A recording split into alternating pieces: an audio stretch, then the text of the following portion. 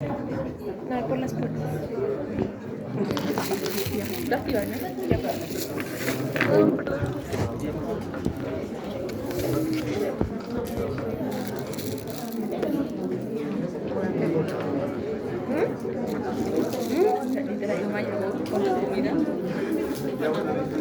sí, eso es.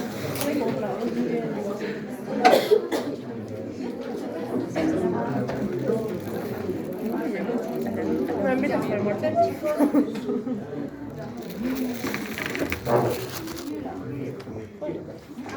Vamos a ver algunas generalidades, vamos a repasar algunos síntomas, algunos signos. A ver, en cuanto a la magnitud de lo que es el problema cardiovascular, la patología cardiovascular es uno de los problemas más prevalentes en los países desarrollados y en países en vías de desarrollo como el nuestro, ¿no? Es responsable del 35% de muertes, o sea, en un país que tiene un censo adecuado, 1 millón de personas, ¿no?, fallecen por patología cardiovascular. La cuarta parte de las muertes ocurren de forma súbita, o sea, son pacientes que no llegaron a tener un diagnóstico ni un tratamiento adecuado. Entonces, miren, a nivel global, el 35% de la población sufre de patología cardíaca. ¿Y por qué es una enfermedad que cada vez se va haciendo más prevalente? Porque incrementa la prevalencia de otras enfermedades, como por ejemplo de la diabetes, ¿no? La diabetes es una enfermedad que va muy de la mano con lo que es la cardiopatía isquémica. Hay también incremento de enfermedades como por ejemplo la hipertensión arterial, el síndrome metabólico, ¿no? Cada vez tenemos población más obesa, sobre todo en los países desarrollados. Ahora, también es cierto, ¿no?, que ahora tenemos más acceso, por ejemplo, a que el paciente, por ejemplo, con una cardiopatía isquémica, sea tratado de manera con una angioplastía coronaria de emergencia, ¿no? Pero, sin embargo, esto no ha hecho que disminuya la mortalidad por causa cardiovascular. Ahora, el hecho también de que la población cada vez tenga mayor edad, también hace, o sea, que el promedio de vida sea mayor, también hace que esta patología sea más frecuente. Antes veíamos a una persona de 60, 70 años y la veíamos ya pues como una persona anciana, ¿no? Ahora vemos jóvenes de 60 años. ¿Por qué digo jóvenes? Porque son productivos, trabajan, ¿no? Están bien físicamente. Entonces, el promedio de vida también va aumentando y por tanto también aumenta la prevalencia de estas enfermedades. Antes se creía que era más frecuente en varones que en mujeres, sin embargo ahora se sabe que la prevalencia de esta enfermedad es igual tanto en varones como en mujeres, incluso en lo que es la cardiopatía isquémica, ¿no? Se ha visto que las mujeres tienen a la larga mayor mortalidad que los varones.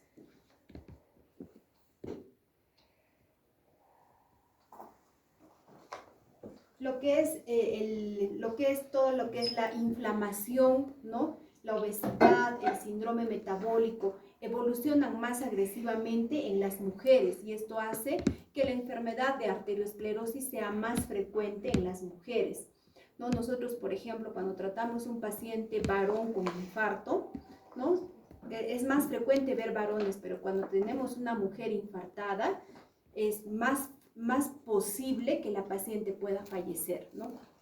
Por todo esto, ¿no? Por lo que es la cascada inflamatoria y todo es diferente en mujeres. Esta enfermedad, la enfermedad coronaria se asocia a lo que es la disfunción de la microcirculación en las mujeres, ¿no? Por eso tenemos pacientes mujeres que llegan a tener el dolor anginoso, ¿no? Y se someten a un cateterismo y vemos que no es una arteria grande la que se está tapando, sino es lo que es la microcirculación. Entonces, lamentablemente en este caso, pues no se puede poner un stent, no se puede hacer un bypass, nada, ¿no? La paciente está con tratamiento medicamentoso, pero tiene enfermedad de la microcirculación. Ahora, algunos exámenes que nos ayudan a diagnosticar la enfermedad cardiovascular, por ejemplo, es la prueba de esfuerzo, ¿no? Ustedes habrán visto que es caminar en una faja, para los que han podido ver, caminar en una faja y vamos monitoreando el electrocardiograma en la pantalla, vemos que hay cambios electrocardiográficos. En las mujeres esta prueba de esfuerzo es menos específica. ¿Por qué? Porque vamos a ver cuando empecemos a leer electrocardiograma, y los que están haciendo la práctica van a ver electrocardiogramas de mujeres que tienen variantes. Por ejemplo, si hacemos un electrocardiograma acá a todos, que ustedes son jóvenes, vamos a ver que en los varones el electrocardiograma es normal, pero en una gran cantidad de mujeres, de chicas, vamos a ver que hay alteraciones de la onda T, ¿no? Son ondas T negativas. Entonces son variantes normales, frecuentes en mujeres jóvenes, pero ¿qué pasa si le hacemos, si una de ustedes, digamos, ¿no? Que tenga esta alteración de la onda T, tiene dolor de pecho, se queja, le hacemos una prueba de esfuerzo? ¿Cómo vamos a diferenciar si es la variante que tenía o es porque tiene isquemia? Entonces, debido a estas variantes, lo que es la ergometría es menos específica, nos ayuda menos a hacer el diagnóstico en cardiopatía isquémica cuando es mujer. Los síntomas cardíacos, los síntomas básicamente vamos a ver por 4 mecanismos. Uno de ellos, y el más frecuente, es por isquemia miocárdica. Cuando hagan ustedes rotaciones en hospitales van a ver que la causa más frecuente que un paciente llega a la emergencia es por dolor torácico, ¿no? Pero el dolor torácico pues no siempre es el corazón, no todo lo que duele en el pecho es el corazón, tenemos desde piel, músculo, huesos, tenemos cartílago, tenemos otros órganos, ¿no? Desde un esófago, desde el estómago, etc. Vesícula, ¿qué puede confundirse con este tipo de dolor? Entonces, uno de los mecanismos de dolor, de síntomas cardíacos es por isquemia miocárdica.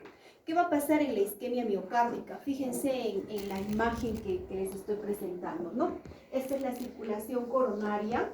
En la isquemia miocárdica, ¿a qué se refiere? Que está llegando menos cantidad de sangre por esa circulación coronaria.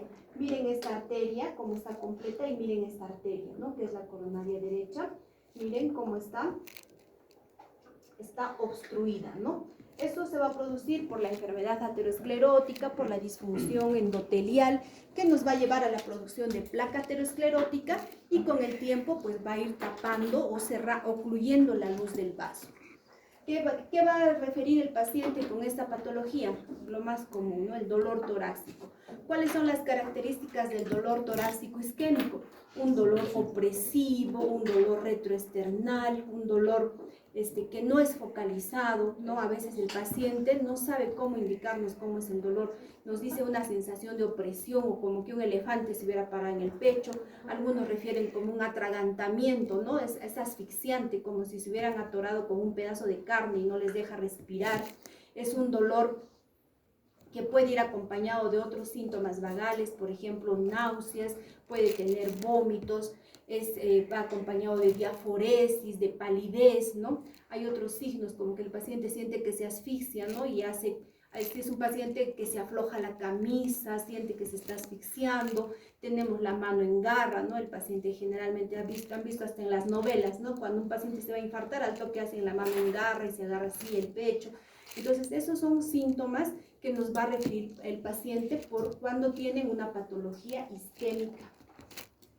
El otro mecanismo son trastornos en la función de bomba, ¿no? O sea, cuando hay alteración en lo que es tanto la sístole como la diástole, ¿no? Puede haber alteración, por ejemplo, del ventrículo derecho, o puede haber alteración del ventrículo izquierdo por una valvulopatía, ¿no? O por una cardiopatía, etc.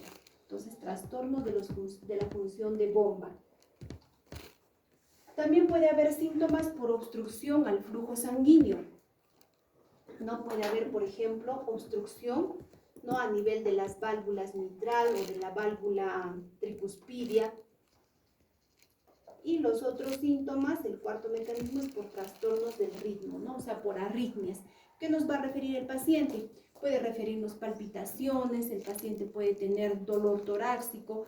Ahora, si son arritmias que tienen una frecuencia cardíaca lenta, pueden sufrir síncope, ¿no? El síncope es un síntoma también que es frecuente en cardiología. Entonces, esos son los síntomas, esos son los 4 mecanismos, ¿no? Por isquemia, por trastornos de bomba, por trastorno de función y por arritmias. Ahora, acá, por ejemplo, vemos esta imagen, ¿no? Es el paciente típico con una cardiopatía isquémica. Bueno, digo típico porque antes, chicos, teníamos pacientes infartados que eran pues mayores de 60 años, ¿no? O pensábamos que un paciente de 40 años no se puede infartar. Ahora les comento pues, que la edad cada vez se va haciendo más joven, ¿no? Tenemos pacientes de 28 años que se llegan a infartar, ¿no? Ya no es el paciente infartado, ya no es el viejito o al joven que nos refiere dolor, ya no hay que darle importancia, eso no es cardíaco, no es así, ¿no? La edad ahora cada vez se va haciendo más precoz, ¿no? Tenemos, como les digo, pacientes infartados de 20 y tantos años. Entonces, ¿por qué se produce el dolor y la isquemia miocárdica?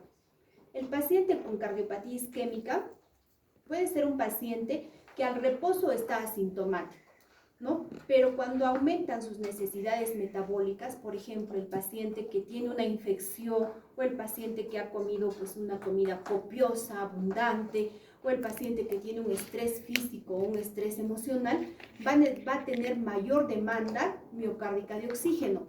Pero como ya tenemos la cardiopatía isquémica, donde sus arterias están cerrándose por la placa aterosclerótica, no va a llegar una adecuada cantidad de sangre a ese miocardio. Ahí es donde el paciente presenta todo el dolor con las características que estamos mencionando. Ahora, cuando hay trastornos de bomba, ¿no? O sea, cuando el corazón, por ejemplo, tiene una insuficiencia cardíaca y no se contrae adecuadamente, ¿cuáles van a ser los síntomas que nos va a referir el paciente?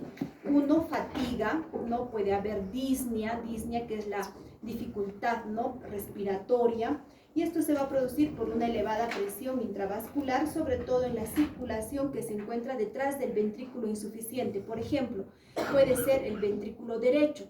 Si está el ventrículo derecho insuficiente, vamos a tener signos de falla cardíaca derecha. ¿Cuáles son estos? Por ejemplo, ingurgitación yugular, aumento de volumen. ¿Por qué? Porque el ventrículo derecho básicamente maneja volumen. Entonces, si este ventrículo derecho está insuficiente, el paciente se va a edematizar, va a tener ascitis, va a tener ingurgitación yugular, ¿no? ¿Y qué pasa si el ventrículo izquierdo es el que está insuficiente, ¿no? O sea, por una falta de contracción del ventrículo izquierdo, el paciente básicamente nos va a indicar fatiga, ¿no? Fatiga y disnea.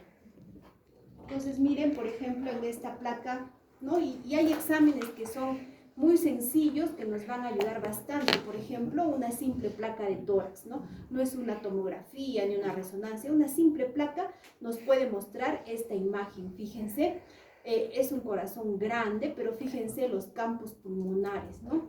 Tenemos esto en un paciente, por ejemplo, que este paciente pues debe estar en un edema agudo de pulmón, ¿no? Entonces el paciente debe estar con una gran dificultad, con una disnea, ¿no? Ahora, los trastornos de bomba, ¿no? Cuando es, por ejemplo, el trastorno de bomba, ¿qué vamos a tener? Vamos a tener que el paciente va a referirnos este aumento de volumen, ¿no? Sobre todo a nivel de miembros inferiores. El aumento de volumen, chicos, o el edema, ¿no? El edema, vamos a tener un edema de tipo o de origen cardiológico, un edema de tipo de nefrótico, ¿no? Un edema por hipoalbuminemia, etc. Pero el edema de origen cardiológico es en zonas declives. O sea, el paciente, si está, por ejemplo, caminando, se le van a hinchar, como vemos acá, las piernas, ¿no? Si es un paciente postrado, está echado, el edema va a ser en las zonas declives, en la espalda, en el sacro. En cambio, el edema de origen nefrótico, ¿no? El paciente despierta con la cara hinchada, ¿no? La cara hinchada, los ojos hinchados, es diferente, ¿no? Algunos datos que nos ayudan a diferenciar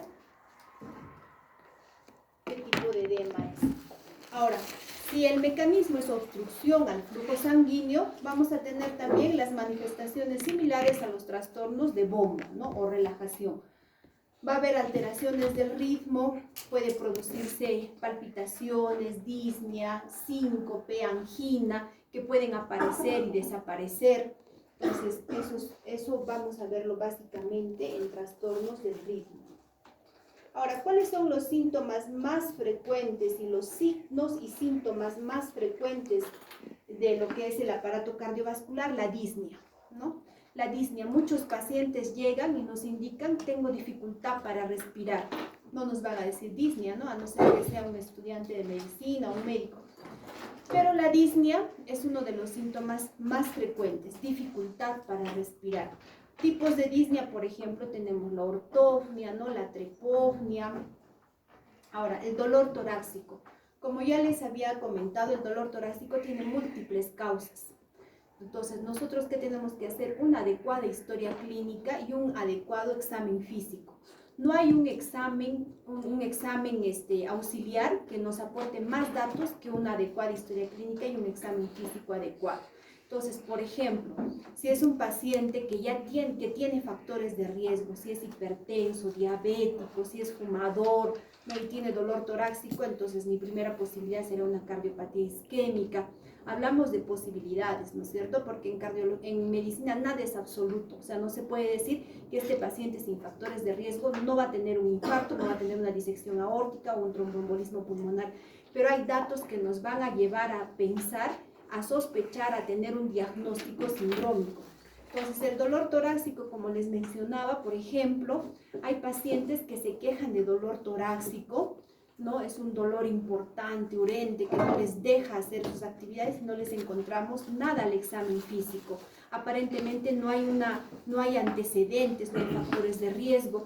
Puede ser incluso originado en la piel, chicos. Hay pacientes con dolor que después de unos días tienen un brote de herpes zóster, por ejemplo, ¿no?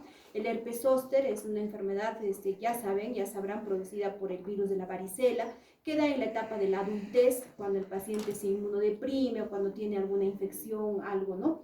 Entonces, hay pacientes que se quejan de dolor torácico y no necesariamente es de origen cardíaco, ¿no? A los días puede tener su erupción y hemos tenido casos también, ¿no? Su erupción de las vesículas por herpes zóster, por ejemplo. Pacientes jóvenes, tenemos pacientes adolescentes, pacientes que hacen buena actividad física, ¿no? Y de pronto se quejan de un dolor torácico tipo punzante. Ellos dicen, no me punza, me duele. ¿Y dónde te duele? Con un dedito pueden señalar, me duele acá o me duele acá. Entonces, ese dolor tipo punzante, ese dolor bien focalizado, ¿no? Sobre todo en esta edad, es muy frecuente, por ejemplo, una costocondritis, o sea, una inflamación del cartílago costal, ¿no? Que se presenta pues, en pacientes jóvenes, a veces por los cambios de temperatura, por la actividad física, etcétera, ¿no? Ahora, también tenemos, por ejemplo, pacientes que pueden tener una hernia o, una úlcera gástrica, ¿no? Que nos pueden referir también síntomas de dolor torácico, etcétera. Ahora, el dolor torácico de origen cardiológico que pone en riesgo la vida del paciente, por ejemplo, es un infarto, o sea, la cardiopatía isquémica, el síndrome isquémico coronario agudo. Puede ser también una disección aórtica. La disección aórtica es un dolor mucho más intenso, desde el inicio más lancinante, el paciente está hipertenso y tenemos poco tiempo para ayudar al paciente porque tiene una alta tasa de mortalidad. Otra patología que nos puede poner en riesgo la vida del paciente es el tromboembolismo pulmonar, ¿no? Es una patología que si no la buscas, no la encuentras, o sea, tienes que tenerla en mente que un paciente con dolor torácico puede tener esta patología, para que preguntes si tiene a la vez disnea, si ha sido operado, si ha tenido otros factores de riesgo, etcétera, ¿no? Otras patologías que también ponen en riesgo la vida del paciente en cuanto al dolor torácico, por ejemplo, una úlcera gástrica o un esófago roto por alguna ingestión de sustancias, la neumonía, ¿no? El neumotórax, otras causas que también, que no son cardiológicas, pero ponen en riesgo la vida del paciente, ¿no? Entonces hay que saber diferenciar. Por ejemplo, si ustedes están en emergencia y llega un paciente con dolor torácico, ¿no? Que es un dolor que el paciente ya no encuentra posición antálgica, no puede sentarse, está que camina, que se asfixia, entonces ya ustedes saben que ese dolor es importante, ¿no? Pero si es un paciente que tranquilo, está esperando, de repente no es tan importante el dolor, ¿no? Ya hemos dicho que en medicina tampoco es absoluto, pero si es un paciente con mucho dolor también va a tener otros síntomas vagales. Por ejemplo, es un paciente que está diaforético, que está pálido, ¿no? Entonces en emergencia hay que priorizar esos puntos para atender al paciente. El síncope, como ya sabemos, es la pérdida súbita de la conciencia, ¿no? La causa más frecuente es neurológica. Ahora, la segunda causa es cardiológica. Se puede presentar, por ejemplo, en patologías valvulares, muy frecuente en la estenosis aórtica, es decir, cuando la válvula aórtica no se abre adecuadamente. Es una de las patologías. Otra, por ejemplo, en las arritmias, no tanto en taquiarritmias como en bradiarritmias, puede haber síncope. Entonces es muy importante hacer un buen examen físico, ¿no? Si escuchamos, por ejemplo, un soplo en el foco aórtico, es un soplo diastólico, ya debo estar sospechando que puede ser de origen aórtico, ¿no? El edema, como ya hemos visto, también es un síntoma frecuente, que no solamente es de origen cardíaco, puede ser también de origen nefrótico, puede ser polipoalbuminemia, ¿no? Y bueno, en cuanto a los síntomas más frecuentes. Ahora, también hay pacientes que nos van a referir disnea, ¿no? Y pueden estar en estados ansiosos, ¿no? Sobre todo mujeres jóvenes, a veces vienen muy disneicas, ¿no? Pero hay que hacer una buena historia para saber si es realmente importante esa disnea.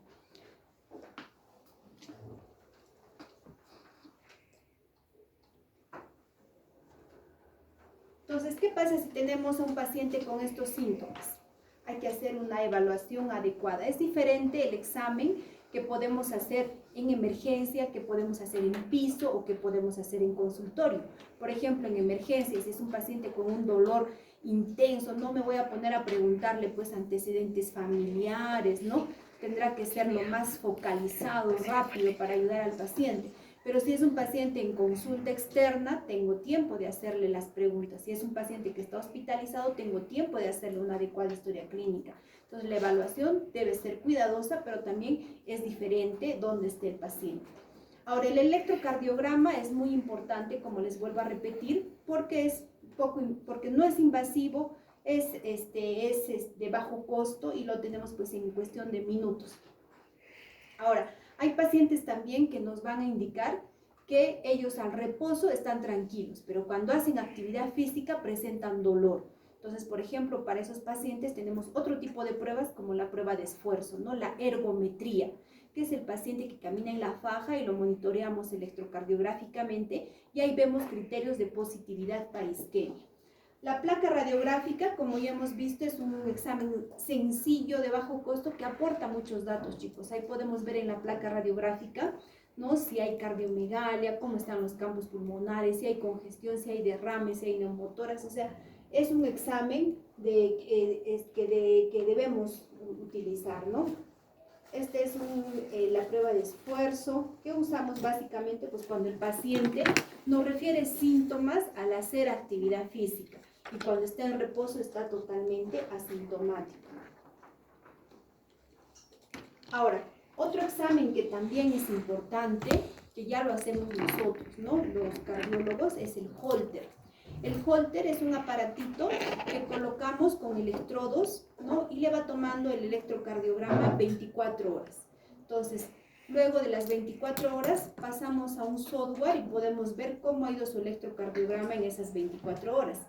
Esto es para pacientes, por ejemplo, que nos refieren tener episodios de palpitaciones por 5 minutos, 7 minutos, que no llegan a la emergencia o que las molestias le dan pues 2, 3 de la mañana, ¿no? Y a veces en ese poco tiempo no puedes llegar a la emergencia a sacarte un electrocardiograma. Ahora, el Holter, acá lo tenemos en un monitoreo de 24 horas, pero también hay Holter de 7 días, también hay Holter de 28 días, ¿no? Que es para arritmias que son menos frecuentes. Pero eso ya se hace con un chip implantable, ¿no? Porque imagínense si el paciente va a estar 28 días con un aparato, eso es imposible, ¿no? Entonces, lo ideal es que cuando hacemos el Holter de 24 horas, debe ser para pacientes que tienen manifestaciones diarias. Porque si nos dicen, no, yo tengo estas palpitaciones una vez por semana, entonces lo más probable es que el día que le ponga el Holter no salga nada, ¿no? Ahora, cuando le colocamos el Holter al paciente, se le pide que haga sus actividades normalmente. O sea, si el paciente va al gimnasio, si el paciente hace alguna actividad, tiene que hacerla, porque nosotros tenemos que ver qué cambios electrocardiográficos hay en la actividad diaria, ¿no? ¿De qué nos serviría tenerlo al paciente en reposo? Sería como hacerle un electrocardiograma en reposo. Y lo que queremos es captar si hay alteraciones durante la actividad física. La toma de la presión arterial, chicos, es muy importante, ¿no? Tenemos que ver algunas condiciones que el paciente debe tener para tomar la presión arterial. La presión arterial, como ya todos sabemos, ¿no? Es la ideal, la óptima, menos de 120/80 en un adulto joven. ¿Sí? En niños hay tablas, ¿no? De acuerdo a la edad. Ahora, la presión arterial no es la misma todo el día. Por ejemplo, si ustedes tienen un examen difícil, están ansiosos, tensos, o si yo tengo un retempo, si estoy tratando un infarto, probablemente la presión se me suba un poco, ¿no? Igual a ustedes. O si tenemos un dolor, ¿no? Un dolor de oído, un dolor de muela, nos va a subir un poco la presión. Entonces, por eso debemos tener algunas consideraciones antes de diagnosticar a un paciente de hipertensión. No es tomarle la presión cuando está con dolor de algo, ¿no? Y decirle, eres hipertenso y tomas este medicamento el resto de tu vida. No es así. Tenemos que hacer un diagnóstico adecuado. Entonces, para tomar la presión arterial, el paciente primero, unos 5 minutos debe haber descansado, ¿no? Si yo subo hasta el 5.º piso corriendo porque estoy llegando tarde a mi examen, mi presión va a estar alta. Entonces, por lo menos 5 a 10 minutos el paciente tiene que haber descansado. Antes no debe haber tomado café, no debe haber fumado, porque eso también aumenta la presión arterial, ¿no? La posición ideal no es como esta. El paciente tiene que tener el brazo sobre una superficie dura, ¿no? Puede ser sobre una mesa, por ejemplo.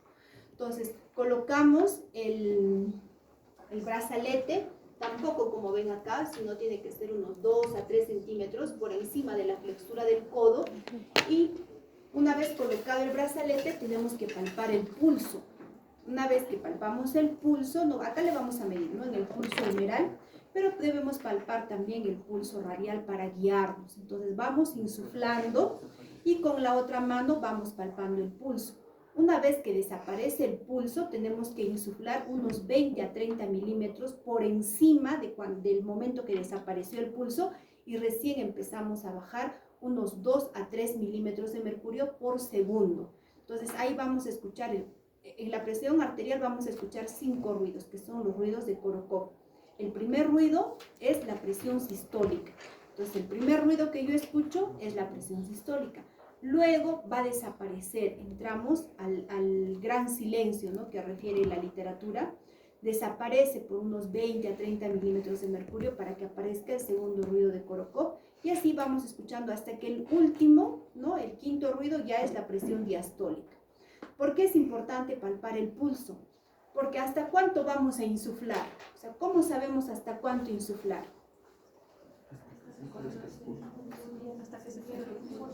Hasta que se pierde el pulso, pues, ¿no es cierto? Porque digamos, ¿no? Yo quiero medirle la presión y puedo insuflar hasta 200.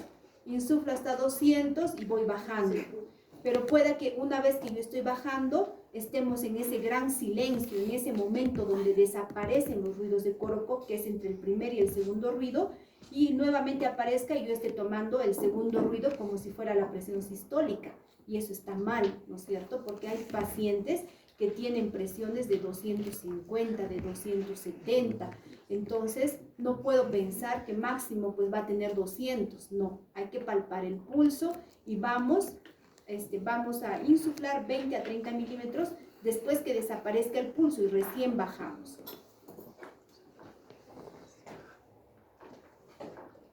Esta es una imagen, por ejemplo, de un monitoreo de Holter, ¿no? Entonces ahí vamos a ver, por ejemplo, miren, ¿qué nos llama la atención acá?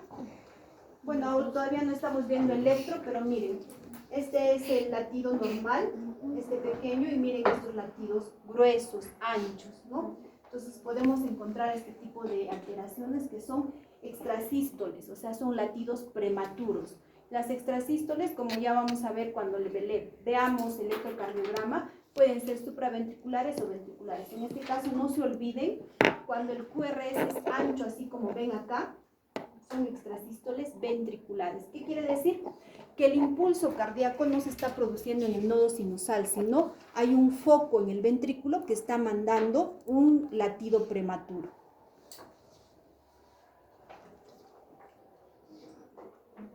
La placa radiográfica. Miren, Por ejemplo, una simple placa nos puede indicar si el paciente tiene cardiomegalia, ¿no es cierto? La cardiomegalia, ¿cómo vamos a diagnosticarla? El índice cardíaco no debe sobrepasar el 50% del índice torácico. Eso, bien. Ahora, también hay otros, hay muchas cosas que podemos ver en la placa radiográfica, ¿no? Por ejemplo, acá no se ve un adecuado botón aórtico, pero el cono de la pulmonar está bien prominente, ¿no? Miren acá las cavidades izquierdas, porque el corazón está acabando en punta, ¿no? Es un crecimiento de cavidades izquierdas. Aparte que podemos ver también los campos pulmonares, ¿no? Entonces, en la placa radiográfica podemos ver también si hay congestión pulmonar, podemos ver si hay cisuritis, o sea, cuando hay edema, ¿no? Podemos ver si está crecida la aurícula, el ventrículo, o si hay doble imagen de media luna, si es crecimiento de aurícula derecha, etc., ¿no? Entonces, la placa radiográfica nos va a aportar muchos datos que nos van a guiar al diagnóstico. Siempre es importante evaluar el riesgo de enfermedad coronaria, ¿no? Por ejemplo, si es un paciente con factores de riesgo como la obesidad, la dislipidemia, ¿no? Hay muchos pacientes que saben que tienen el colesterol elevado, que toman tratamiento. Otros exámenes, por ejemplo, laboratoriales como el PCR, que es un indicador de reacción inflamatoria, ¿no? Que puede estar elevado también en estos pacientes con cardiopatía isquémica.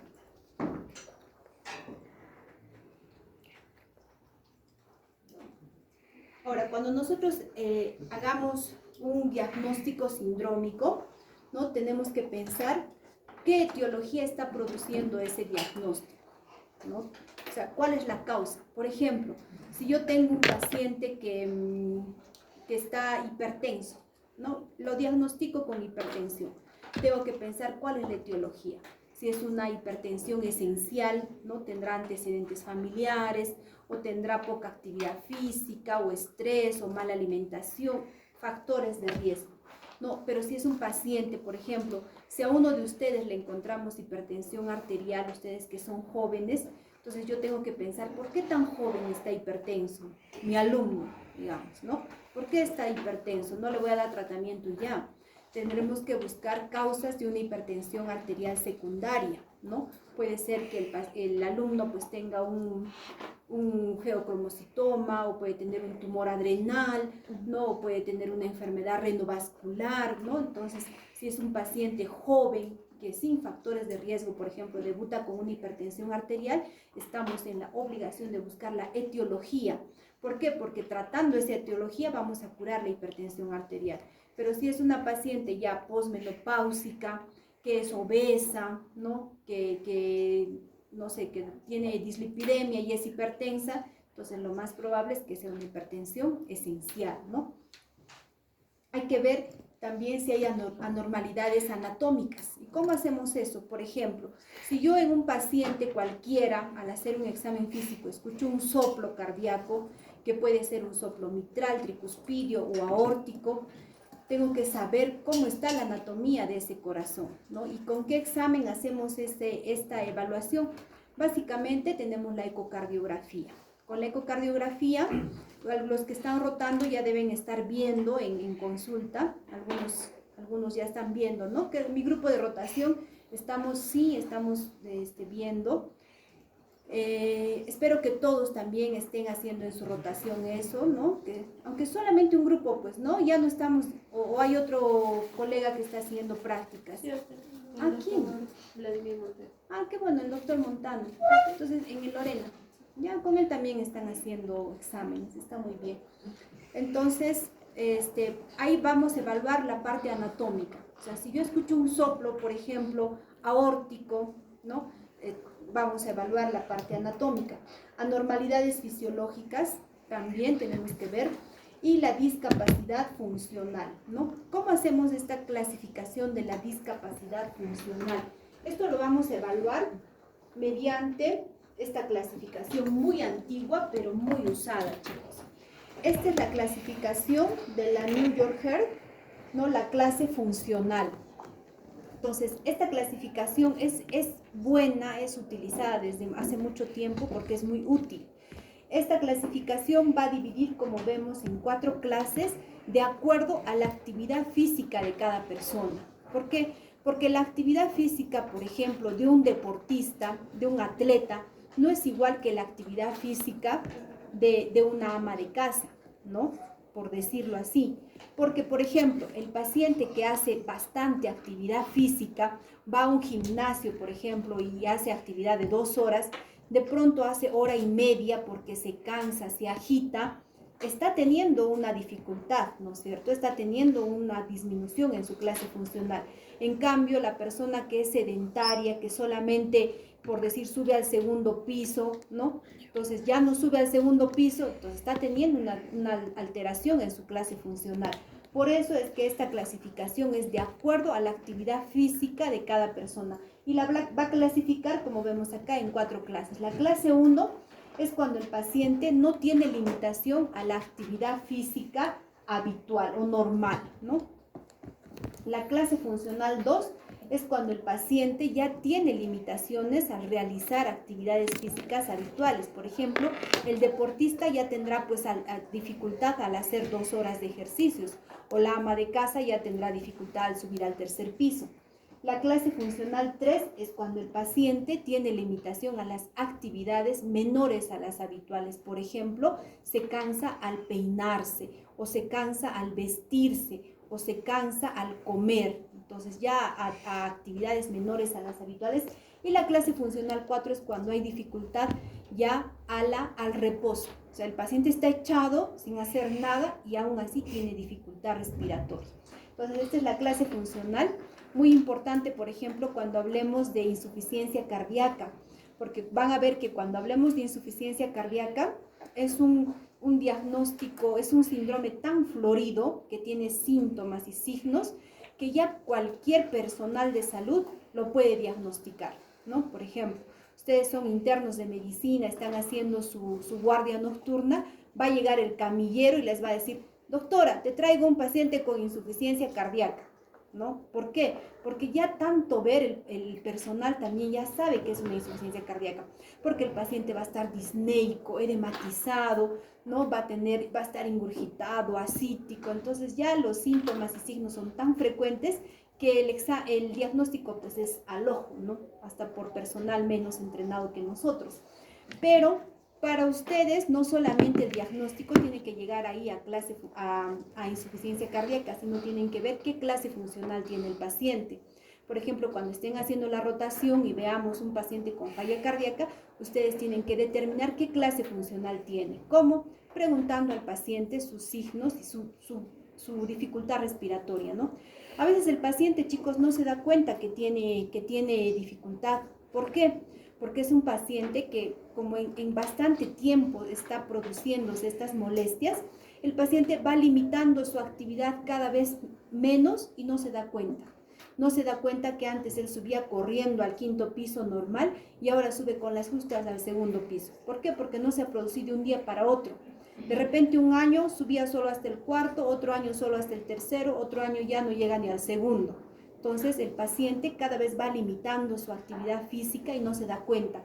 Entonces hay que preguntarle: ¿usted qué actividad física hacía hace 5 años? Digamos, yo puedo decir: no, jugaba boli, y ahora ¿por qué no juega? Porque me canso. Entonces recién se dan cuenta cuando uno les va haciendo un interrogatorio adecuado. Otra cosa, por ejemplo, hay pacientes con falla cardíaca, ¿no? Ustedes le preguntan: ¿y usted duerme bien? ¿Duerme normal? Sí, normal. ¿Con cuántas almohadas? Con 4 almohadas. ¿Eso es normal? No. Lo que pasa es que el paciente poco a poco ha ido aumentando la altura de la almohada. ¿Por qué? Porque poco a poco le ha ido faltando más y más el aire. Entonces el paciente ya duerme casi sentado, pero si ustedes le preguntan: ¿duerme bien?, les va a decir que sí, porque ha sido paulatino, ¿no? Pero hay que hacer otro tipo de preguntas para que podamos indagar mejor los síntomas del paciente. Entonces, cuando tengamos un paciente con falla cardíaca, chicos, saquen siempre o pregunten siempre y diagnostiquen en qué clase funcional está. ¿Por qué? Porque el diagnóstico, el tratamiento, el pronóstico es totalmente diferente, ¿no? Ya se imaginan, si uno está en clase funcional 1, obviamente el pronóstico es mejor que uno que esté en clase funcional 3 o que esté en clase funcional 4, ¿no? Entonces, un diagnóstico importante es la clase funcional del paciente.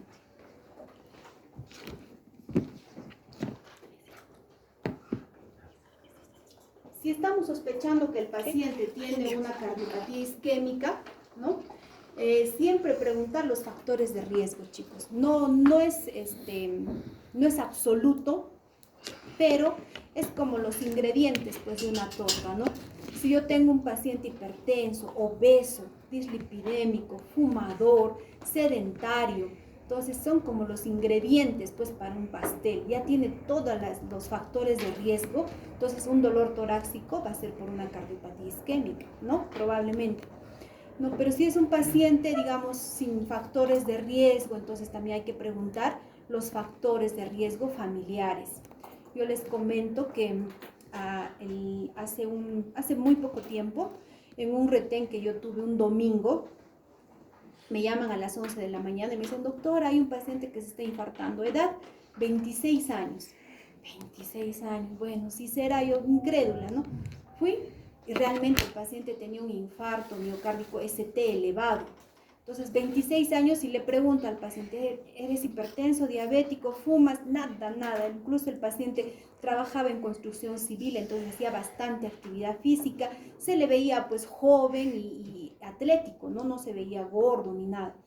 Entonces ahí va mi duda, ¿no? Ay, si fuera una pericarditis, tratando de verle otro diagnóstico en cuestión de minutos, ¿no? Hasta que llega su cuñada y me dice, doctora, ¿lo va a referir?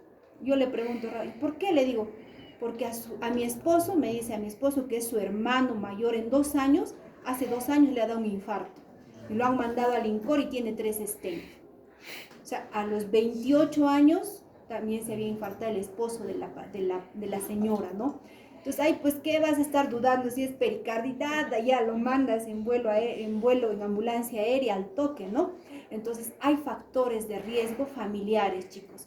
Sobre todo cuando el papá se ha infartado antes de los 50 años o cuando la mamá pues antes de los 60, ¿no? Ahí van. Pero si tu papá se infartó a los 80 años, ya, eso ya no es un factor de riesgo familiar, ¿no? Pero si es a una edad joven, entonces sí hay factores de riesgo. ¿Qué nos va a referir el paciente? Ya sabemos, ¿no? El dolor opresivo, de las características que ya lo hemos mencionado.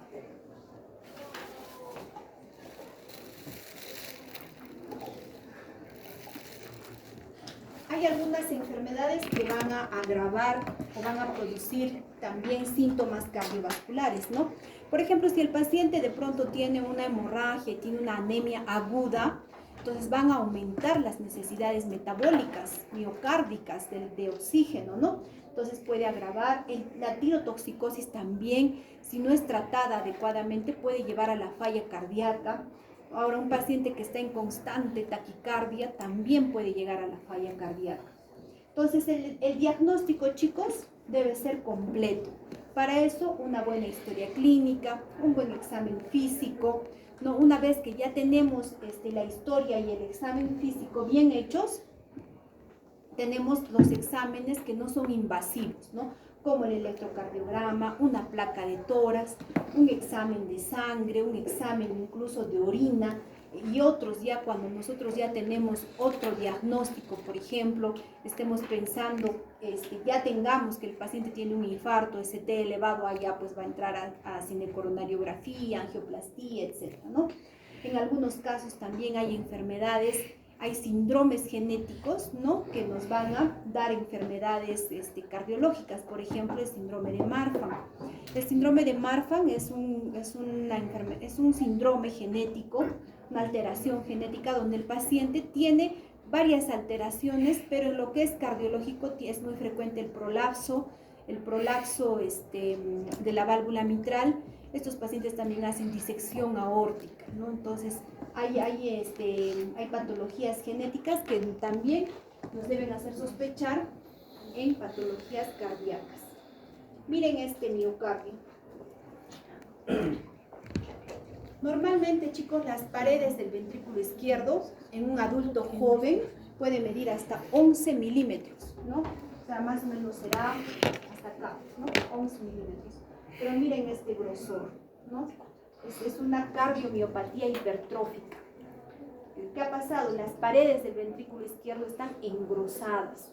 Entonces, esto, por ejemplo, tiene un origen genético que puede ser familiar, ¿no? Puede que el papá, el tío también lo haya tenido, y si no tiene, pues hay una mutación, ¿no? De pronto en este paciente se da una mutación en ese gen y hacen esta cardiomiopatía hipertrófica, que es una causa frecuente de dolor torácico y de muerte súbita, ¿no? Hay pacientes, hay deportistas que han muerto haciendo el deporte, y cuando ya post-mortem ya se encontró pues la causa, ¿no?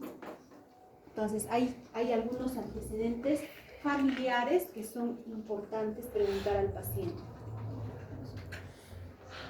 Ahora, en cuanto a las alteraciones de la forma del tórax, también ustedes ya habrán visto, hay tórax como vemos acá, ¿no? El pectum excavatum, donde a nivel del esternón tienen pues un hundimiento, ¿no?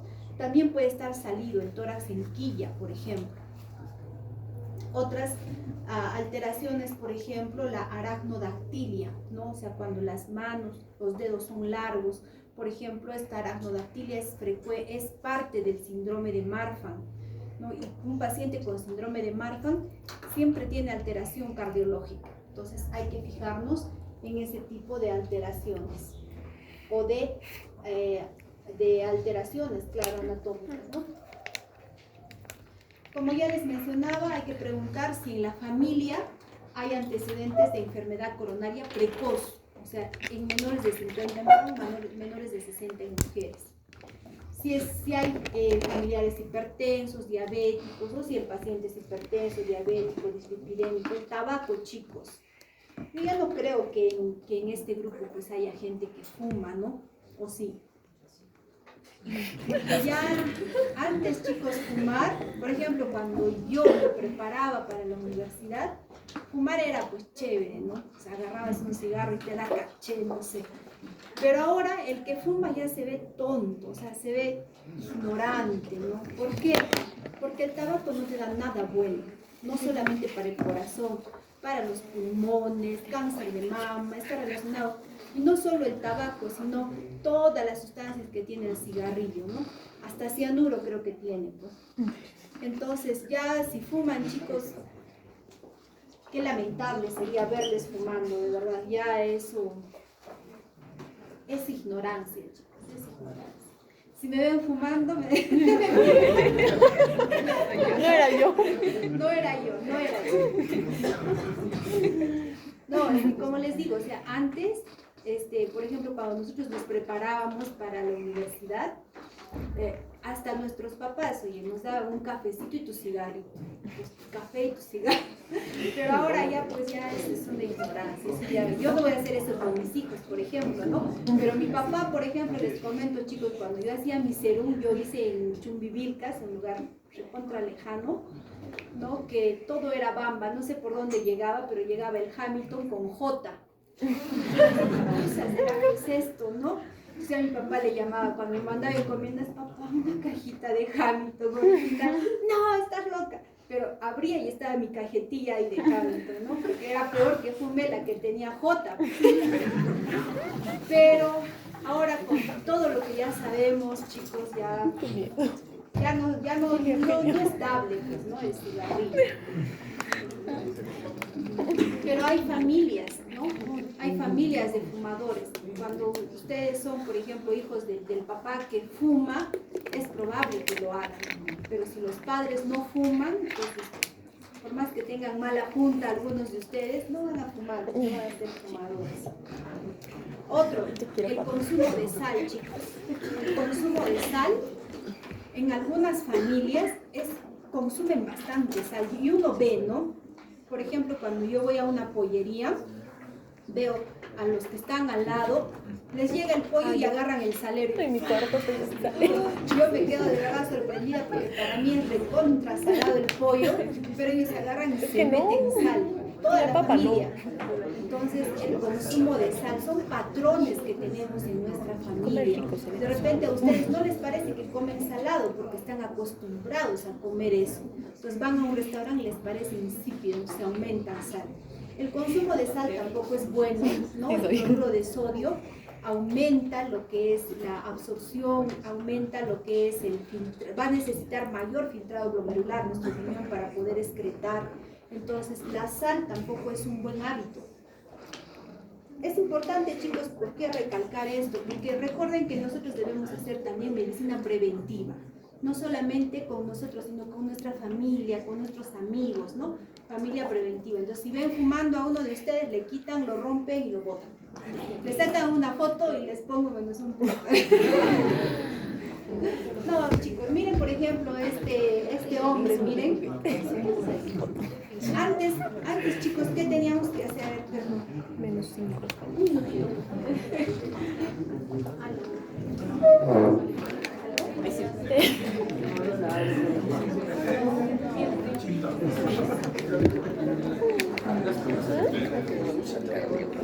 Ay, ¿con quién estamos? Van 2 de 5. Neumo. Entonces, vale, hematonel. Miren, por ejemplo, antes, ¿qué teníamos que hacer? Veíamos, ustedes ya no, pues, pero en mi época todavía teníamos el televisor a perilla. Entonces, si tú querías cambiar de canal, tenías que caminar y cambiar el canal, ¿no? Ahora tienen un control para todo. Están tirados, ahí cambian el canal, cambian el aire acondicionado, cambian todo por un control. Entonces, ahora tienen el celular, ¿no? Antes no teníamos pues celular, teníamos que hacer más actividad física. En cambio ahora, todos estos nuevos adelantos tecnológicos, que si bien es cierto, aportan mucho para nosotros, incluso como médicos, ¿no? Tengo un paciente que le tengo mucho aprecio, ¿no? Que la otra vez llegó de Estados Unidos y me trajo en su celular, me hizo ver en su reloj, ¿no? Cómo le sacaba el electrocardiograma, y el reloj le decía, estás haciendo fibrilación auricular, llama a tu cardiólogo. O sea, yo le digo, ¿pero para qué ya viene? Todo ahí en su reloj, ¿no? Entonces es muy bueno porque él, por ejemplo, me dice, sí, doctora, mire, mi frecuencia está adecuada, mire mi electrocardiograma, pone su dedito acá y ahí está el electrocardiograma. Incluso le da el diagnóstico, todo, ¿no? Entonces, si bien eso es bueno, ¿no? Lamentablemente también ha hecho que la sociedad sea cada vez más sedentaria. ¿No? ¿Ustedes en qué se divierten ahora? En TikTok, en WhatsApp, en Facebook, en Instagram. O sea, hay tantas cosas que ya te falta tiempo para divertirte, creo, ¿no? Y es una pérdida de tiempo, porque cuando yo entro al Face, entro al TikTok, en vez de estudiar, estoy ahí viendo y se pasa 1 hora, se pasan 2 horas, y al final te sientes mal por perder tanto tiempo, ¿no? Entonces, siempre, chicos, hacer actividad física, no sedentarios, ¿no? Entonces, cuando nosotros tengamos un paciente con dificultad respiratoria, tenemos que hacerle la odisnia, tenemos que hacer la clasificación, la clase funcional. Tenemos que preguntar cuál es su actividad habitual, ¿no? Y si está recibiendo tratamiento. No es igual un paciente que ya está recibiendo tratamiento, que está en clase funcional 3, que uno que aún no ha sido diagnosticado, no ha recibido tratamiento y está en clase funcional 3, ¿no? En el que ya recibe tratamiento, obviamente el pronóstico va a ser peor.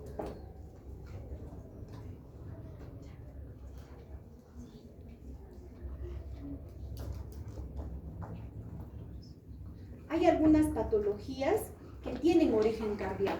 Por ejemplo, hay pacientes que tienen infarto cerebral, ¿no? Que son atendidos por el neurólogo, y la causa es una causa cardioembólica. Entonces, casi todos los pacientes con patología como infarto cerebral son derivados a cardiología para ver si la causa es cardioembólica. Ahí tenemos que ver si el paciente tiene fibrilación auricular, si tiene una valvulopatía. Por ejemplo, la más frecuente es la estenosis mitral, la que nos va a producir más episodios de infarto cerebral. Ahora, la patología cardíaca congénita, que es más frecuentemente diagnosticada en los adultos, es el foramen oval permeable. ¿Qué es el foramen oval permeable? Es la comunicación interauricular, pero pequeñita, la que mide menos de 3 milímetros. Entonces, a veces es tan pequeñita que no da soplo, no da molestias, ¿no? Entonces, toda la vida uno se pasa pensando que el corazón está sano, hasta que en la adultez pueden hacer una enfermedad, un ACV, ¿no? Y cuando buscamos causa, recién encontramos o diagnosticamos el foramen oval permeable. Incluso en la ecocardiografía puede ser tan pequeñito que no lo vemos, Entonces hacemos un test de burbujas. ¿Qué significa? Le ponemos una vía en la flexura del codo para que esté cerca al corazón y agarramos una jeringa de 20 de cloruro y lo agitamos tanto que se ven burbujas, ¿no? Lo agitamos la jeringa y le pasamos rápidamente ese cloruro lleno de burbujas y vamos a ver si tiene este foramen oval permeable, cómo las burbujas van a pasar de la aurícula derecha a la aurícula izquierda. Entonces, ese es un método que también utilizamos cuando no llegamos a encontrar o llegamos a ver bien el foramen oval permeable. Ahora, una causa también de infarto cerebral es la fibrilación auricular, que es la arritmia más frecuente, pero tiene varios tipos, ¿no? Por ejemplo, hay una fibrilación auricular paroxística. ¿Qué quiere decir? Que tiene un inicio y tiene un fin. Entonces, de repente al paciente yo lo ausculto, está en ritmo normal, pero ha hecho un ACV. Entonces, ¿qué tengo que hacer? De repente un holter para que lo pueda monitorizar 24 horas y muchas veces ya en el holter llegamos a ver que sí el paciente tuvo fibrilación auricular, pero es paroxística, o sea, es por minutos o segundos. Ahora, hay pacientes que también tienen el cor pulmonar, ¿no? Cor pulmonar. ¿Qué es el cor pulmonar? Es una patología, como su nombre lo dice, corazón-pulmón. Es cuando una patología pulmonar crónica afecta el lado derecho del corazón. Sabemos que el corazón y los pulmones trabajan en un circuito, ¿no es cierto? Entonces, si hay una patología pulmonar crónica, por ejemplo, un EPOC, ¿qué va a hacer? Que haya mayor retorno a las cavidades derechas. Entonces, ¿qué va a hacer el corazón? Va a aumentar de tamaño las cavidades derechas, produciendo hipertensión pulmonar, produciendo insuficiencia tricuspidia, etc. Entonces, esta patología se va a presentar también en pacientes con esclerodermia o pacientes con síndrome de Raynaud. El hipertiroidismo, ¿no? Que como ya sabemos es una alteración de la glándula tiroidea. Entonces, estos pacientes con hipertiroidismo pueden hacer fibrilación auricular, pueden llegar a tener incluso insuficiencia cardíaca y no se llegó a diagnosticar el hipertiroidismo. Entonces, si tenemos un paciente, por ejemplo, joven y no sé cuál es la causa de la fibrilación auricular o no sé por qué ha llegado a una insuficiencia cardíaca, también debo sospechar otras causas, ¿no? Porque en nuestro organismo todo está conectado. Entonces, puede ser que el paciente tenga un hipertiroidismo que no se ha diagnosticado y esa sea la causa que lo ha llevado a una insuficiencia cardíaca. Ahora, otras patologías, por ejemplo, el derrame pericárdico, ¿no? Es la acumulación de líquido en el pericardio, que básicamente es por otras patologías. Frecuentemente la tuberculosis, en nuestro país lamentablemente todavía frecuente, o también en pacientes que tienen cáncer, ¿no? Entonces, hay que ver que patologías de otros organismos tienen repercusión en lo que es el sistema cardiovascular. Errores que se pueden cometer como en todo lo que es medicina, que no tengamos un diagnóstico adecuado y abusemos de los exámenes auxiliares, ¿no? De repente solo necesitaba una placa radiográfica, pero le pedimos tomografía, resonancia, pensando que eso nos va a dar el diagnóstico. No es así, chicos. Debemos tener nuestros diagnósticos sindrómicos haciendo unidad clínica, signos y síntomas, examen físico e interrogatorio, ¿no? Ya con eso tenemos nuestros diagnósticos y pedimos los exámenes que nos van a llevar a los diagnósticos que ya tenemos sospechado. No vamos a pedir por pedir, ¿no? No vamos a pedir, por ejemplo, un dímero D a cualquiera, no vamos a pedir una tomografía para que ahí veamos qué encontramos, no es así, ¿no? No hay que hacer abuso de los exámenes auxiliares. Como dice acá, los exámenes auxiliares complementan, ¿no? Pero no reemplazan una adecuada evaluación clínica.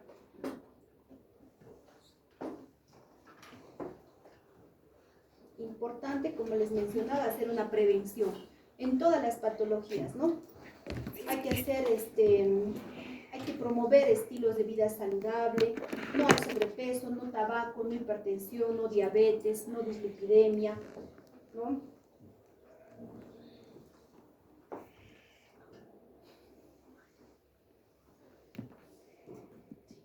¿Cansados? Son más que chicos, ¿verdad? ¿Quieren 5 minutos para tomar algo, para ir al baño? Miren, ahorita es 3:21. 3:21.